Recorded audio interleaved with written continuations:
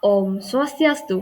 Assalamualaikum warahmatullahi wabarakatuh. Salam sejahtera bagi kita semua. Shalom, nama budaya, salam kebajikan, rahayu. Perkenalkan, nama saya Niluh Putulina Kartika Putri, siswi kelas 12 IPS 2, nomor absen 20.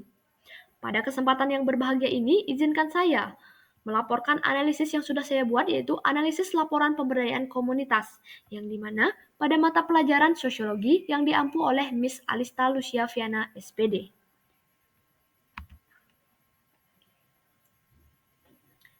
Berikut merupakan laporan pemberdayaan komunitas Subak di Desa Mambang. Desa Mambang terletak di Kecamatan Selamadag Timur, Kabupaten Tabanan. Dan berikut merupakan lampiran dokumentasi laporan pemberdayaan komunitas di Desa Mambang. Laporan pemberdayaan komunitas dilakukan oleh kelompok KKN PPM Universitas Udayana pada tahun 2015 di Desa Mambang, Kecamatan Selamadag Timur, Kabupaten Tabanan, dengan mengangkat tema Geliat Subak dalam Hegemoni Global dan peningkatan Subak melalui pendekatan IPTEX yang dilandasi nilai-nilai Trihita Karana.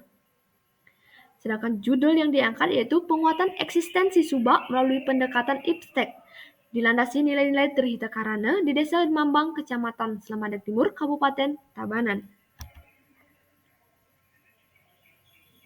Berikut merupakan analisis latar belakang yang sudah saya buat.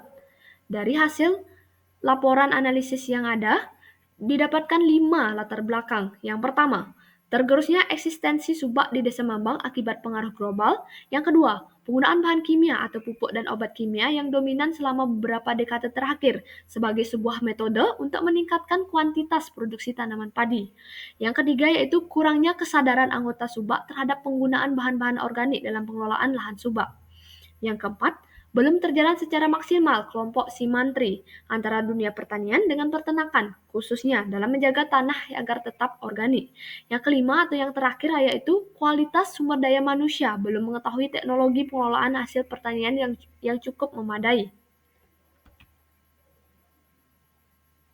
Melihat dari hal tersebut, adapun pemberdayaan tersebut telah sesuai dengan kebutuhan masyarakat, melihat dari latar belakang yang dirancangkan sangat terperinci, sehingga pemberdayaan tersebut bisa membantu masyarakat dalam proses pengelolaan komunitas Subak sendiri.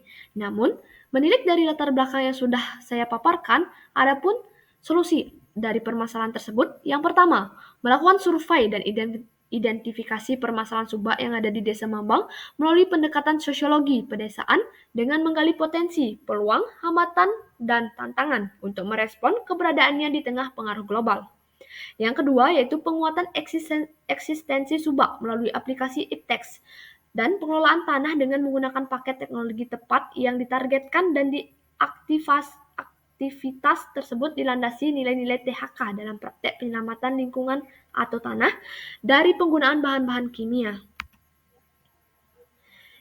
Yang ketiga yaitu penguatan sumber daya manusia, anggota Subak khususnya para wanita tani dalam adopsi teknologi tepat guna untuk pengelolaan hasil pertanian.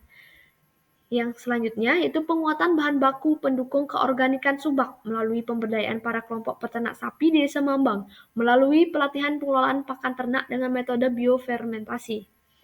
Yang terakhir yaitu pendidikan dini budaya hidup bersih bagi anak-anak sekolah dasar dalam mengolah sampah di sekolah dan mengenali Subak dalam versi bahasa Bali dan dikonversikan ke dalam bahasa Inggris. Terbesitlah sebuah pertanyaan, mengapa evaluasi pemberdayaan perlu dilakukan? Jawabannya, yang pertama, untuk mengukur ketercapaian program dan melihat hasil yang telah dirasakan oleh masyarakat. Yang kedua yaitu mengetahui dampak yang diberikan dengan adanya pemberdayaan tersebut. Yang ketiga, apakah pemberdayaan tersebut dapat dilakukan secara berkelanjutan atau tidak. Berikut merupakan lampiran prinsip pemantauan dan evaluasi. Yang pertama yaitu partisipasi. Partisipasi atau program pemberdayaan yang dapat menstimulasi kemandirian masyarakat adalah program yang sifatnya partisipatif, direncanakan, dilaksanakan, dan diawasi, dan dievaluasi oleh masyarakat itu sendiri. Sedangkan prinsip akuntabilitas merupakan semua pihak harus merasa bebas untuk melibatkan diri mereka sendiri.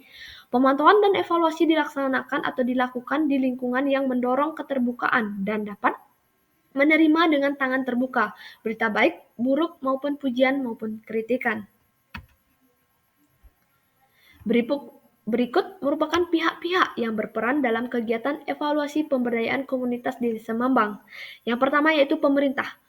Pemerintah di sini berfungsi untuk memberi jalan atau jembatan untuk mewadahi masyarakat dalam proses pemberdayaan sumber daya manusia ataupun pemberdayaan komunitasnya sendiri. Yang kedua yaitu fasilitator. Fasilitator berfungsi untuk memfasilitasi masyarakat dalam melaksanakan tugas ataupun perannya masing-masing. Sedangkan masyarakat dan lembaga swadaya masyarakat yaitu berfungsi untuk menjalankan tugas-tugas yang sudah diberi atau diemban ataupun proyek-proyek ataupun rancangan-rancangan yang sudah dicanangkan dalam proses pemberdayaan komunitas tersebut. Sekian presentasi dari saya. Mohon maaf apabila ada salah kata. Saya tutup dengan Parama Santi. Om Santi Santi Santi Santi Om. Wassalamualaikum warahmatullahi wabarakatuh. Salam sejahtera bagi kita semua. Shalom, nama budaya, salam kebajikan, rahayu. SMA Negeri Bali Mandara, Great. Learn today, lead tomorrow.